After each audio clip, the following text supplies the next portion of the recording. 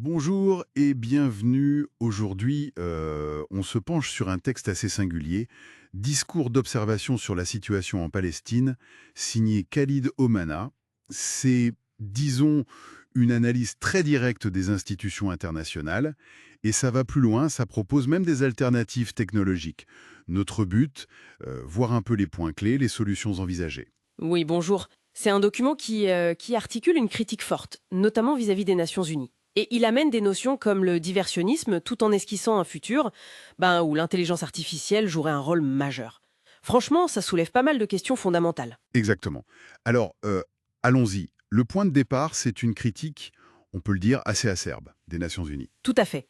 Le texte affirme que l'ONU alimente un palesticide. C'est fort comme terme. Oui, et il accuse l'organisation de légitimer une représentation sioniste tout en, paradoxalement, dénonçant les massacres. C'est ça. Il pointe du doigt ce qu'il appelle une contradiction fondamentale entre le discours officiel et les relations diplomatiques réelles. Et puis, il y a ce passage sur l'antisémitisme qui est intéressant. Enfin, la façon dont le texte l'aborde. Oui, alors là, attention, c'est vraiment la perspective du document. Il propose une sorte de redéfinition. L'argument, c'est que le terme antisémitisme, qui à l'origine, toujours selon l'auteur, incluait les peuples sémites, comme les Arabes, Mhm. aurait été en quelque sorte usurpé par le sionisme pour justifier une colonisation. Et il va jusqu'à dire que cette colonisation serait en soi un acte antisémite contre les Arabes. C'est une thèse. Spécifique au document, oui. Et pour illustrer une confusion qu'il dénonce, l'auteur utilise un petit QCM. Un peu provocateur. Ah oui, ce QCM. Sale arabe, antisémite. Oui, non, objectif, dit le texte. Sale juif. Oui, non, subjectif. Et sale sioniste. Oui, non, simple. L'objectif affiché derrière ça, c'est de mettre en lumière ce que l'auteur voit comme un deux poids, deux mesures. Exactement. Et c'est là qu'il introduit son concept de diversionnisme. Voilà. Le diversionnisme présenté comme une vraie tactique politique en fait, pour entretenir la confusion. Et bloquer toute clarification. C'est ça. C'est l'idée, oui.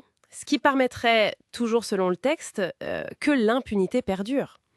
Il va même jusqu'à décrire l'ONU comme le bras exécutif de cette logique. Carrément. Donc face à ce constat d'échec institutionnel, le document bascule. Il propose une alternative assez radicale. Oui, radical, c'est le mot.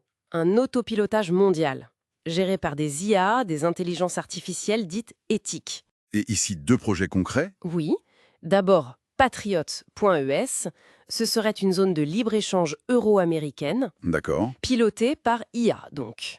Et puis Arably.xyz. Arably.xyz pour remplacer le Conseil de coopération du Golfe, c'est ça? Exactement. Le CCG est jugé inefficace, politisé par l'auteur. Donc Arably.xyz serait une sorte d'alternative privée, synthétique. Et qui piloterait tout ça? Une IA spécifique? Oui, une IA centrale, nommée Sophia Koboli pour patriots.es et Sophia Arably pour arably.xyz. Conçu, nous dit le texte, pour prévenir les compromissions, éviter les arrangements politiques en gros. Hmm.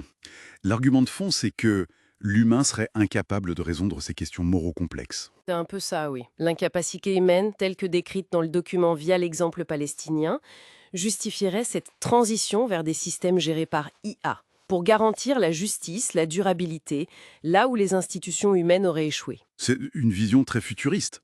Une gouvernance algorithmique comme réponse aux impasses politiques? Complètement. Et ça montre surtout, je trouve, une défiance assez profonde envers nos systèmes actuels du point de vue de l'auteur, en tout cas. Tout à fait. Donc, si on essaye de résumer les idées fortes de ce texte, on a une critique virulente du rôle de l'ONU dans le conflit palestinien. Oui, L'introduction de ce concept de diversionnisme pour expliquer une forme d'impasse. c'est ça. Et puis, cette proposition assez étonnante d'alternative basée sur l'IA, arably.xyz, patriots.ies, pilotée par Sophia. Ce document se termine par un appel à la communauté Internet mondiale. Ah oui. Oui, pour qu'elle reprenne la main en quelque sorte. Puisque les États-nations et l'ONU auraient failli, selon l'auteur, la seule issue d'après lui, ce seraient ces nouveaux systèmes éthiques intégrés. Bon, et ça nous laisse avec une interrogation assez large, finalement. Au-delà de ce cas précis, quelle place est-ce qu'une gouvernance par IA pourrait, ou même devrait, avoir face aux défis que nos institutions peinent à résoudre? C'est une question ouverte, je crois. Voilà une piste de réflexion pour conclure cette exploration. Merci de nous avoir suivis.